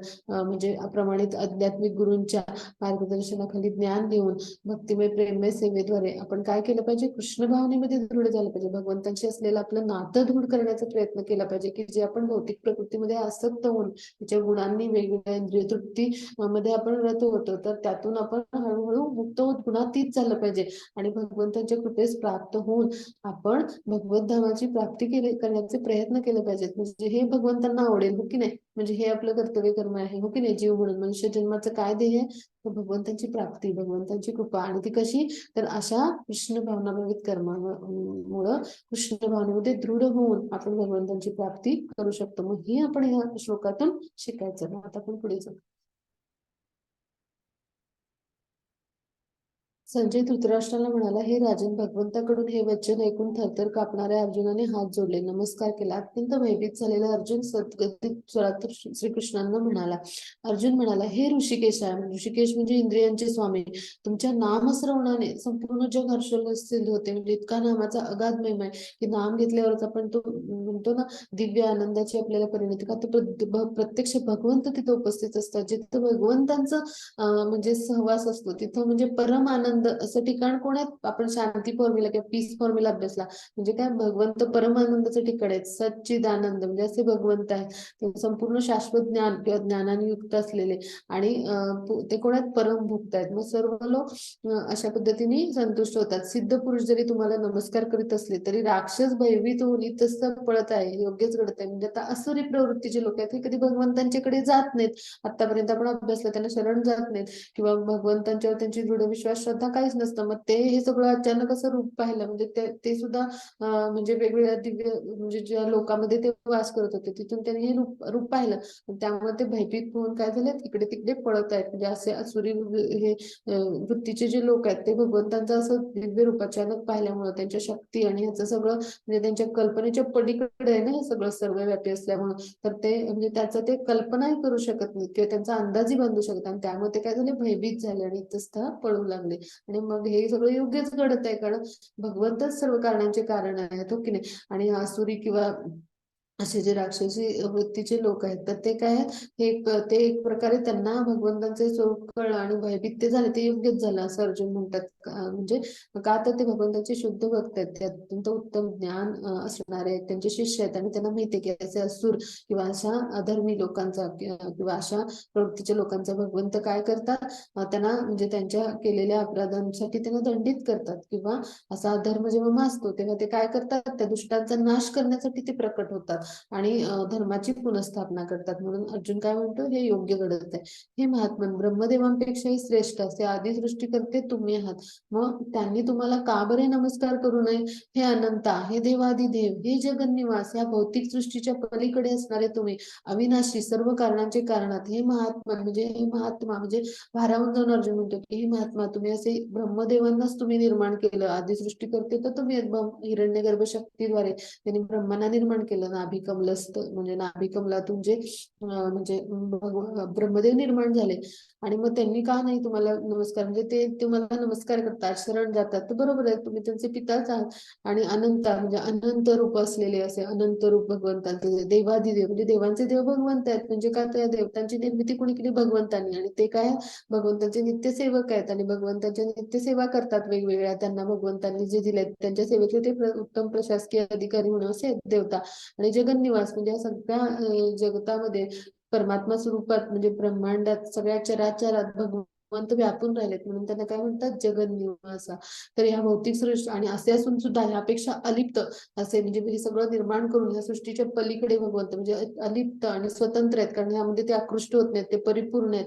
आणि त्यामुळे ते स्वतः आपल्या आध्यात्मिक जगतामध्ये आपल्या लीलामध्ये रममाण असतात आणि स्वतंत्र मुक्त आणि अलिप्त असतात. आणि असे असे अलिप्त सगळ्या भौतिक सृष्टीच्या पलीकडे आहेत भगवंत. आणि अविनाशी, कधी नष्ट न होणारे, सर्व कारणांचं कारण कोण आहे? भगवंत आहेत, असं अर्जुन म्हणतात. मग तुम्ही आदिपुरुष म्हणजे सर्वात आदिपुरुष पहिले कोण आहेत? भगवंत आहेत. म्हणजे ब्रह्मसंहितेमध्ये याचा उल्लेख आहे, गोविंदम आदिपुरुषम असा. तमोहम भजामी असा तो श्लोक आहे. तर तिथे उल्लेखच आहे ब्रह्माजींनी जे स्तुती आणि प्रार्थना, म्हणजे ब्रह्माजीनं पहिल्यांदा निर्माण केलं, हो की नाही? तर त्यांनी या स्तुती लिहिलेल्या आहेत आणि हे उल्लेख आहेत. मग असे भगवान आहेत पुरातन, म्हणजे पूर्वीपासून उपस्थित असणारे, आणि त्यांच्यामुळेच आपण निर्माण झालो, हो की नाही? आणि मग इथे भगवंतांनी असे वेगवेगळे अंश निर्माण केले, म्हणजे आपण एक स्फुल्लिंग सुद्धा नाही होत, म्हणजे चित्कण आहे आपला आत्मा, म्हणजे इतके पुरातन आणि इतक्या पद्धतीने वेगवेगळे पशु पक्षी ब्रह्मांड या सगळ्या योनी सगळे जीव, म्हणजे जे काही आपल्याला दिसतं ते सगळं भगवंतांनी निर्माण केले. असे भगवंत कोण आहेत? पुरातन. आणि या प्राकृतिक जगताचे एकमेव आश्रयस्थान म्हणून कोण आहे? भगवंत आहेत. भगवंताशिवाय दुसरे कुणी असू शकत नाही. असं कोणी निर्माण करू शकतं का? हो, बिलकुल नाही. म्हणजे आपण कॉम्प्युटर निर्माण केला, आपण कार निर्माण केल्या, वेगवेगळे कारखाने निर्माण केले, गगनचुंबी इमारती निर्माण केल्या, हो की नाही? वेगवेगळे मोठ्या रस्ते निर्माण केले, वेगवेगळी शहरं बसवली, पण भगवंतांच्या सारखा आपण पक्षी माणूस असं काही निर्माण करू शकलो का? आज तक बिलकुल नाही, आपल्याला हे शक्यच नाही. म्हणून आपलं म्हणजे हे सगळं जे कोण आहे ते भगवंतच निर्माण करू शकतात. हे प्राकृतिक जग त्याचे आश्रयस्थान भगवंत आहेत, आणि जे जे आहे त्याचं ज्ञान जाणून घेण्यासारखे फक्त भगवंतच असू शकतात. हे ज्याला कळतं ना त्याला जाणण्यासारखं काही उरतच नाही. पा हे सगळं तुम्हीच आहात. आणि त्रिगुणातील असे परमपूज्य आश्रयस्थान तुम्हीच, सारी भौतिक सृष्टी व्यापली. म्हणजे त्रिगुण सुद्धा कोणाचं? त्याचं नियंत्रण कोण करतात? माया शक्तीचं भगवंतच करतात. ही सुद्धा सगळी निर्मिती कोणाची? भगवंतांची. आणि ही सगळी सृष्टी त्यांनी अशा पद्धतीने व्यापलेली आहे, असं अर्जुन भारावून जाऊन वर्णन करतो. आता आपण पुढे घेऊ.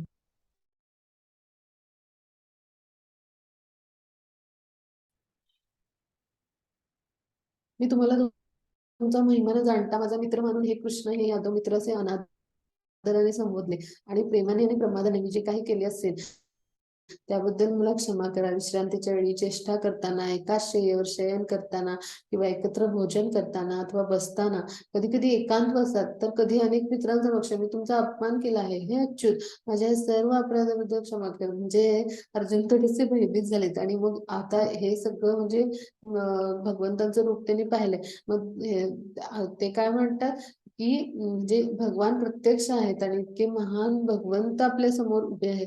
मग ते काय म्हणतात, हे कृष्ण असं म्हणून, हे यादवा असं मी तुम्हाला कधी अनादराने म्हणजे मित्र म्हणून त्यांचं नातं आहे ना सांख्य भावात, तर मी कधी असं म्हणजे संबोधलं असेल, बोललं असेल, तर मला मी प्रेमाने ते बोललो आहे. आणि त्या असं काही केलं असेल म्हणजे प्रमादाने, तर मला क्षमा करा म्हणतात ते. म्हणजे कसं त्यांच्या मनात भीती आली की असे भगवंत आपले म्हणजे सर्वश्रेष्ठ गुरु आणि भगवान आहेत ते. आणि हे सगळं रूप पाहिल्यानंतर त्यांना म्हणजे मनात अत्यंत आदर आणि अत्यंत म्हणजे एक प्रकारचं म्हणतो ना प्रेमळ धाक असा निर्माण झाला. आणि त्यांनी मग क्षमा मागितली. म्हणजे विश्रांतीच्या वेळेचे मित्र म्हणून, ते सखा म्हणून सांख्य भावाने जोडले होते त्यांचं नातं. आणि भगवंत जरी सर्व शक्तिमान असले तरी म्हणजे वेगवेगळ्या रसानी, म्हणजे भगवंत सगळ्या रसांचा आगार आहेत. 12 रस प्रमुख सांगतात. तर 5 रस म्हणजे कुठले? सांख्य रस म्हणजे मित्रत्वाचा रस, शांत रस म्हणजे भगवंतांना स्वामी म्हणून त्यांच्या चरणाशी पडून राहायचं, जसं बासरी एखादं वास सुरू आहे असं.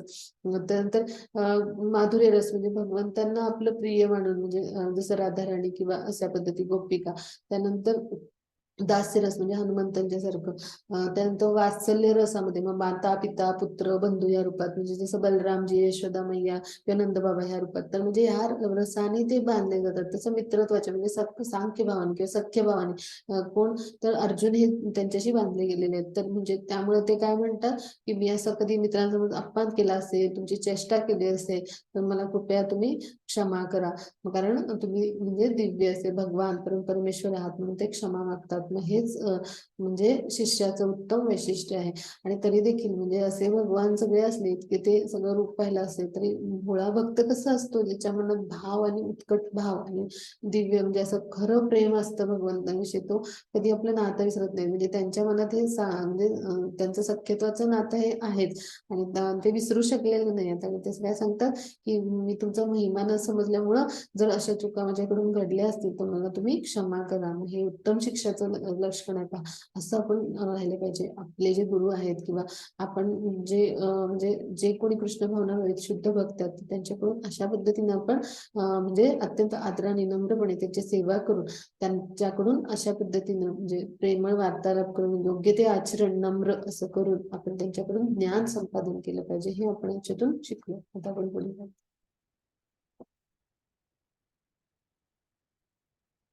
पूर्वी मी कधी न पाहिलेले विश्वरूप पाहिल्यानंतर आनंदित झाले, परंतु त्याचबरोबर भयाने माझं मन व्याकुळ झालं आहे.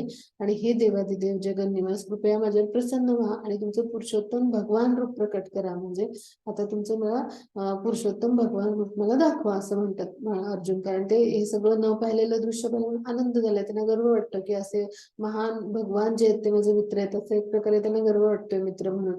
आणि आता ते मन व्याकुळ म्हणजे त्यांना आता हे नाही पाहिजे. आता देवादिदेव जगन्निवास तुमचं जे मूळ रूप आहे भगवान रूप ते मला दाखवा असं ते सांगतात. आता आपण पुढे बोलू. हा, श्री भगवान म्हणाले मी तुझ्यावर प्रसन्न होऊन माझ्या अंतरंग शक्तीद्वारे या प्राकृत जगतातच हे परम श्रेष्ठ विश्वरूप तुला दाखवले. तुझ्या वाचून पूर्वी कुणीही हे अत्यंत तेजोमय आणि आद्य रूप पाहिलेले नाही. जसं मी मगाशी सांगितलं, अर्जुनानेच फक्त पाहिलं तर बाकी सगळ्यांनी आंशिक रूप पाहिलं होतं. हे कुरुपूर्वी तुझ्यापूर्वी माझे विश्वरूप कोणीही पाहिले नव्हते. कारण वेदाध्ययनाने यज्ञाने दानाने पुण्यकर्माने किंवा उग्र तप करण्याने मला विराट रूपात या भौतिक जगतामध्ये पाहणे शक्य नाही. म्हणजे यज्ञ दान तप उग्र तप जसं हिरण्यकशिपू असं करून कधी भगवंत प्राप्त होणार नाही. त्यासाठी काय करायला पाहिजे, तर भक्तच जाणतो की खरा भक्तच जाणतो की भगवंतांची भक्तिमय प्रेममय सेवा केली पाहिजे. भगवंतांशी असलेलं आपलं नातं जागृत केलं पाहिजे. आणि त्या योगे एखाद्या शुद्ध भक्तांच्या किंवा आध्यात्मिक प्रमाणित गुरूंच्या मार्गदर्शनाखाली वेगवेगळे जे भगवद्गीता भागवतातील उपदेश आहेत त्यांचं अध्ययन करून आणि त्याद्वारे भगवंतांची भक्तिमय प्रेममय सेवा करून भगवंतांच्या संतुष्टीसाठी आपलं कर्म करून शास्त्राच्या विधिविधानांचं पालन, जसं एकादशी सारखं व्रत आहे, गोकुळाष्टमी सारखे उत्सव आहे किंवा दान आपण जे काही मिळवतो ते अर्जन आपण करतो त्याचा काही भाग अशा कृष्ण भावनेमध्ये जे उन्नत भक्त आहेत त्यांना प्रचार प्रसारासाठी दिलं तर हे जगातलं सर्वश्रेष्ठ दान आहे. मग अशा पद्धतीने जेव्हा आपण भगवंतांची भक्तिमय प्रेममय सेवा करू तेव्हा काय होईल, आपल्याला भगवंतांना जाणू शकेल. अन्यथा जे तर्काने बुद्धीने जाणायला जातात किंवा जे त्यांना भगवंत कधी प्रकट होत नाहीत किंवा जे भगवंतावर विश्वास ठेवत नाहीत किंवा उपवास करतात, ते सामान्य रूपात भगवंत मनुष्य रूपात प्रकट होतात तेव्हा तर त्यांना भगवंत कधीही प्रकट होत नाहीत त्यांच्यासमोर किंवा त्यांना ज्ञानही मिळत नाही. एखाद्या भक्ताकडूनच आपण भगवंतांना जाणू शकतो. मग असे भक्त कोण असतात, तर प्रमाणित आध्यात्मिक गुरु हे भगवंताचे प्रामाणिक प्रतिनिधी असतात. म्हणून आपण त्यांना शरण गेलं पाहिजे आणि त्यांच्या योगे मग त्यांच्याद्वारे आपण हे सगळं भगवंतांचे जे उपदेश आहेत म्हणजे भगवंताचं स्वरूप कसं जाण्याचं, भगवद्गीता आणि भागवतातले उपदेश आहेत ह्याद्वारे आपण भगवंतांना समजून घ्यायचा, त्यांचं स्वरूप जाण्याचा प्रयत्न केला पाहिजे.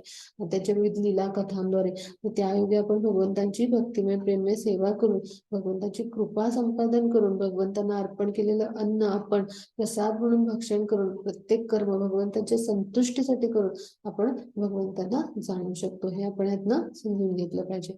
माझे भयंकर रूप पाहून तो व्यथित आणि भ्रमित झाल्यास आता हे रूप मी समाप्त करतो. मदभक्ता सर्व क्लेशापासून मुक्त होतो तू. हो, तुला जे रूप पाहण्याची इच्छा आहे ते रूप आता शांत चित्ताने पाहू शकतोस. मग आता माझं रूप पाहून तू भयभीत झालं हे जाणतं, कारण अर्जुनाला असं कुठलंही रूप पाहायची इच्छा नाही.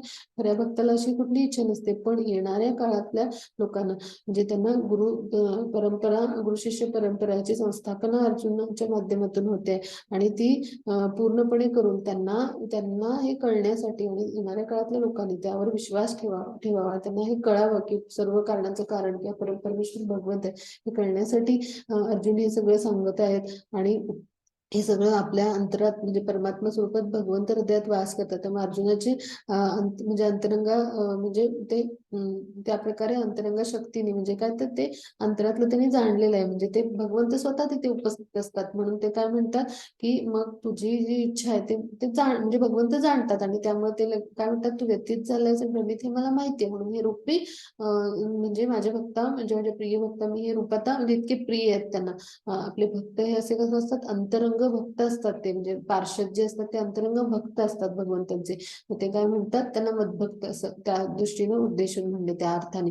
आणि त्यामध्ये काय म्हणतात, मी आता हे रूप समाप्त करतो, आता तू सगळ्या त्रासातून मुक्त हो आणि तुला जे रूप पाहायचंय ते मी तुला आता म्हणजे त्याचं दर्शन देतो. आणि अगदी शांत चित्ताने म्हणजे भक्तांच्या इच्छेसाठी प्रत्येक गोष्ट कशी भगवंत करतात ते जाणतात सगळं. अर्जुनांना ह्या पद्धतीने येणाऱ्या काळातल्या लोकांनाही म्हणजे भगवंतांची म्हणजे भगवंतच परमेश्वर आहेत हे सांगायचं आहे आणि ती गुरु शिष्य परंपरा संस्थापित करायची ह्यासाठी हे सगळं त्याची इच्छा आहे. अन्यथा एखाद्या भक्ताला काय आवडतं, भगवंतांचं सानिध्य, सहवास आणि त्यांची भक्तिमय प्रेमय सेवा आणि त्यांच्या कथालीलांचं गुणगान, ह्याच्या पलीकडे तो काहीच म्हणजे त्याला करायला आवडत नाही. काल आपण अभ्यासलं की इतकं गुणगान केलं तरी श्रवण भक्तीने म्हणजे इतकं ऐकलं तरी ते अमृताचे कण आपल्याला घ्यावेच वाटतात असं अर्जुन म्हणतात. मग हे खऱ्या भक्ताचं म्हणजे लक्षण असतं किंवा खऱ्या भक्ताला हेच आवडत असतं. पण अर्जुनाने हे करण्यासाठी सांगितलं तर आपल्यासाठी, आपल्यासारख्या सामान्यांसाठी की ज्यांना येणाऱ्या काळात म्हणजे भगवंतच हे परमेश्वर आहेत हे समजू शकेल. आता आपण पुढे जाऊ. संजय धृतराष्ट्राला म्हणाला, भगवान श्रीकृष्णाने याप्रमाणे बोलून अर्जुनाला आपले मूळ चतुर्भुज म्हणजे विष्णू रूप किंवा नारायण रूप म्हणतो ना ते दाखवले आणि मग शेवटी द्विभुज रूप प्रकट केले आणि भयभीत अर्जुन स्थिर झाला. आता चतुर्भुज विष्णू रूप मग त्यांच्या वेगवेगळ्या म्हणजे हातामध्ये काय असतं, शंख, चक्र, गदा, कमळ, अशी त्यांची वेगवेगळी रूप आहेत वेगवेगळ्या वैकुंठात. आणि त्या हातात त्यांच्या जे काही असतं ना त्याची ठिकाणं वेगवेगळी असतात, त्यानुसार त्यांची नाव आहेत. म्हणजे अनिरुद्ध कुणाला म्हणायचं, संकीर्षण कुणाला म्हणायचं, अशी वेगवेगळी नाव आहेत. तर मग ती जी नाव आहेत ना ती त्यांच्या जे हातामध्ये जे शंख, चक्र, गदा, कमळ असतं ना त्यानुसार असतं हे सगळे. म्हणजे आपण विष्णू सहस्त्रनामावली ना चतुर्भुज विष्णू रूप, नारायण रूप, ते म्हणजे हे सुद्धा आपल्या हे रूप आपल्या हृदयामध्ये जे परमात्मा असतात त्यांना चतुर्भुज विष्णू रूप किंवा शिरोदक्षाई विष्णूंचं ते हे रूप परमात्मा स्वरूप म्हणजे हे रूप असं हे आहे. 4 हात असणार. मग त्या रूपात ते प्रकट झाले म्हणजे ते भगवंतांचं नारायण स्वरूप मानलं जातं. आणि मग ती आपण जी विष्णूंची 1000 नामावली ते म्हणजे हे रूप आहे. म्हणजे आपल्या अंतरात भगवंत असतात म्हणून आपण त्यांना म्हणजे त्यांना उद्देशून त्यांना प्रार्थना करून आपण ती नामावली घेतो किंवा त्यांना त्या माध्यमातून नमस्कार करत असतो, त्यासाठी आहे ती नामावली. तर असे भगवंत आहेत म्हणजे त्या परमात्म्याला आपण म्हणजे ते श्रीकृष्णांचंच विस्तार स्वरूप आहेत. आपल्यासारख्या जीवांना म्हणजे आपल्यासारख्या जीवांना म्हणजे आपण बद्ध जीव आहेत त्यांना मुक्त करण्यासाठी कोण असतात, आपल्या हृदयस्थ स्थित कोण असतात, असे परमात्मा स्वरूपातले चतुर्भुज नारायण असतात. आणि त्यांच्या सानिध्याद्वारे ते आपल्या हृदयात स्थिर राहून ते आपल्या प्रत्येक कर्माचं नियंत्रण, आपल्याला आवश्यक असेल स्मृती, ज्ञान, विस्मरण, कर्म करण्यासाठी जे काही आवश्यक आहे ते देतात. असं नियंत्रण करत असतात एक प्रकारे साक्षी राहून. आणि म्हणून तेच आपल्याला मुक्ती देऊ शकतात आपल्यासारख्या बद्ध जीवांना, म्हणून त्यांना प्रभू म्हणतात किंवा ते परमात्मा स्वरूप आहे. आणि त्याद्वारे ते प्रकट त्यांनी केलं पहा.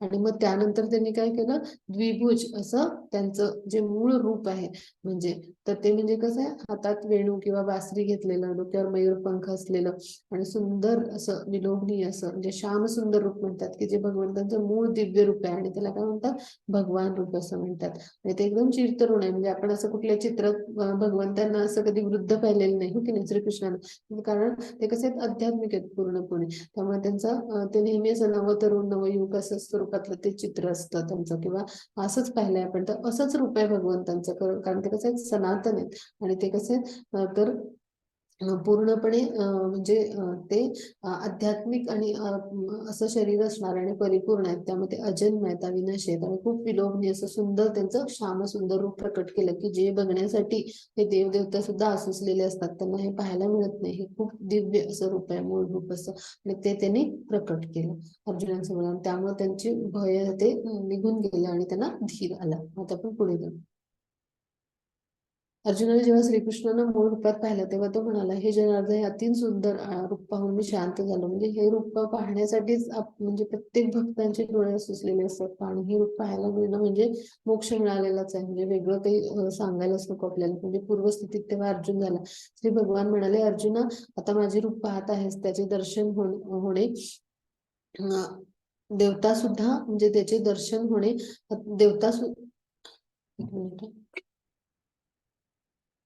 देवता सुद्धा हे मधुर रूप पाहण्याची संधी प्राप्त करण्याच्या नित्य प्रयत्नात असतात. तर जेव्हा श्रीकृष्णांचा जन्म होणार होता गोकुळामध्ये, तर तेव्हा देवकीच्या घरी वेगवेगळे म्हणजे जे देवदेवता आहेत ना, ते त्यांच्या घरी सतत जात असत. म्हणजे दर्शन घेण्यासाठी भगवंतांचं. म्हणजे देवकी मातेच्या गर्भामध्ये ते जेव्हा होते, म्हणजे तर ते सुद्धा त्यांच्यासमोर असे प्रकट झाले ना, आधी मूळ चतुर्भुज विष्णू रूपात. म्हणजे आपल्यासारख्या बद्ध जीवांसाठी ते या रूपात प्रकट होतात, आपल्याला मुक्ती प्रदाते म्हणून, परमात्मा स्वरूप आहेत त्यांचे, किंवा आपण प्रभू म्हणतो त्यांना, किंवा नारायण स्वरूप, किंवा चतुर्भुज विष्णू स्वरूप. मग त्यांना बालक व्हायला प्रार्थना केली देवकी मातेने. मग त्यांनी ते रूपात, ते बालक रूपात येऊन म्हणजे त्यांनी ते रूप प्रकट केलं.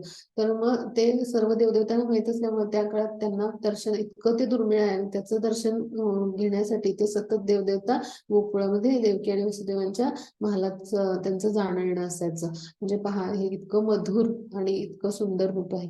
हे अर्जुना, मी जसं तुझ्यासमोर उभा आहे, केवळ मला अनन्य भक्ती योगाने, म्हणजे पूर्णपणे शरण जाऊन, मनात किंतु परंतु न ठेवता पूर्ण श्रद्धेने, दृढ विश्वासाने आणि भक्ती योगाने, म्हणजे काय, भक्तिमय प्रेममय सेवेनेच जाणे शक्य आहे.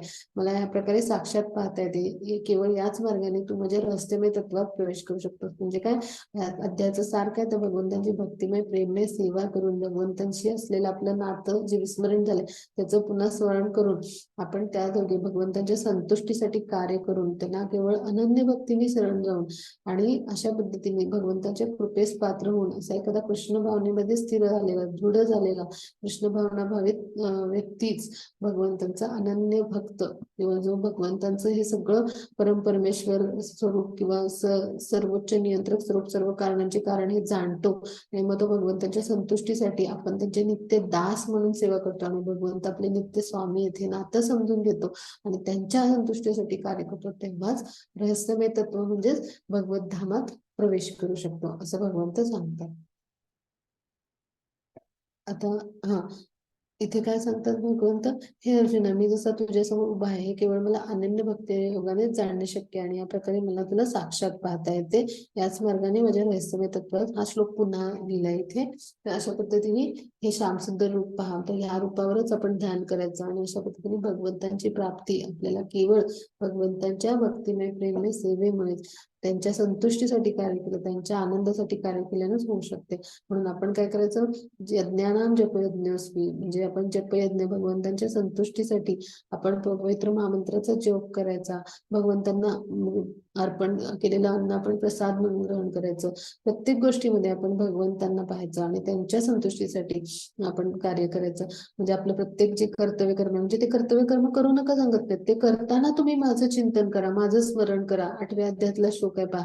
आणि तुम्ही ते करत करत माझं स्मरण चिंतन करा, आणि त्यामुळे काय होईल, तुम्ही माझ्या कृपेस पात्र व्हाल. आणि अशा पद्धतीने आपण भगवंतांची भक्तिमय प्रेममय सेवा करून किंवा अनन्य भावाने, दृढ म्हणजेच काय, दृढ श्रद्धा आणि विश्वासाने पूर्ण शरण जाऊन, मनात कुठलीही किंतु परंतु शंका न ठेवता भगवंतांना शरण जाऊन त्यांची भक्तिमय प्रेममय सेवा करून भक्ती योगाद्वारे भगवंतांची प्राप्ती, भगवत धामाची प्राप्ती नक्कीच करू शकतो. रहस्यमय जग म्हणजे भगवंत धाम, गोलोक वृंदावन किंवा कृष्ण लोक म्हणतात, तिथे आपण प्रवेश करू शकतो, की जिथून पुन्हा कधी आपण परत येणार नाही, मोक्षाची प्राप्ती होईल.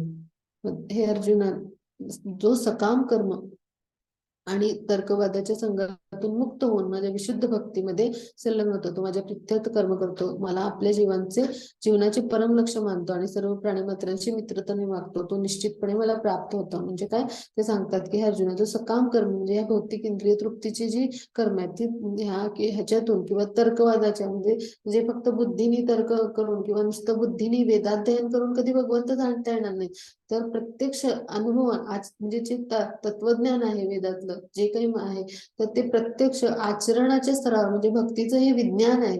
तर हे भगवंत आणि भक्त यांच्यामधलं जे भक्तीचं ज्ञान आणि विज्ञान आहे, तर विज्ञान म्हणजे काय तर प्रायोगिक तत्वावर आचरण हे जेव्हा आपण करू तेव्हा काय होईल, या तर्काच्या संघातून मुक्त म्हणजे बुद्धीने आणि ज्ञानाने जाणून उपयोग नाही, तर प्रत्यक्ष कृती आचरण किंवा प्रायोगिक तत्वावर आपण जेव्हा भगवंतांनी सांगितलेल्या उपदेशांचं आचरण करू तेव्हा नक्की विशुद्ध भक्ती म्हणजे शुद्ध भक्ती जे म्हणतात भगवंताविषयी, म्हणजे ते आध्यात्मिक स्तरावर आपण संलग्न होतो. म्हणजे भगवंत आणि भक्त यांच्यामध्ये जे प्रेमाचं आदान प्रदान होतं त्याला विशुद्ध भक्ती म्हणजे काय, तर ती दिव्य आध्यात्मिक स्तरावर स्थित होतो असा भक्त. आणि आपल्या जीवनाचे असे जो कर्म करतो म्हणजे कृष्ण भावनावरीत कर्म, कृष्णांच्या संतुष्टीसाठी कर्म जो करतो किंवा आध्यात्मिक कर्म, आपलं प्रत्येक कर्तव्य कर्म आहे ते कृष्णांच्या आनंदासाठी, कृष्णांना संतुष्ट करण्यासाठी तो करतो. तेव्हा काय होतं, जीवनाचं परम लक्ष काय आहे, आपल्याला मोक्ष किंवा भगवत धामाची प्राप्ती, तर ते मिळतं. आणि सर्व प्राणी मात्रांचे भगवंत काय समान असतात, कृपाळू, प्रत्येकाच्या हृदयात ते परमात्मा स्वरूपात, त्यामुळे मित्रत्वानं असं जेव्हा होतं तेव्हा काय होतं, आपल्या हृदयस्थ भगवंत आपल्याला मित्रत्वाने मदत करायला लागतात. त्यामुळे आपले सगळे भौतिक कल्मश, सगळे आपले जे मायाचे आच्छादन असतात त्रिगुणांची, ते हळूहळू नष्ट व्हायला लागतात. रजोगुण तमोगुणाची आवरण आपली विकसित होतात, जी हिडन स्किल्स असतात, जे आपल्या म्हणजे कपॅसिटी असतात त्या विकसित होतात आपली सगळी. आणि त्यामुळे आपल्याला भगवत भक्तीची गोडी निर्माण होते किंवा भगवंतांचं म्हणजे भक्तीमध्ये आपण दृढ होतो. आणि त्याद्वारे आपल्याला म्हणजे हळूहळू आपण सत्वगुणात स्थित होऊन त्यानंतर शुद्ध सत्वगुणामध्ये जातो आणि निश्चितच मग शुद्ध भक्त होतो, म्हणजे शुद्ध तत्वामध्ये स्थित होण्याने भगवंतांची प्राप्ती करतो. इथे जसं अजामिलाची आपण गोष्ट अभ्यासली होती, त्यांनी जशी वैकुंठाची प्राप्ती केली असे प्रत्येक जण शुद्ध भक्तिमय प्रेममय सेवेद्वारे भगवंताची प्राप्ती करू शकतो. इथे अध्याय आपला संपला. आता कोणाला शंका असतील तर विचारूया.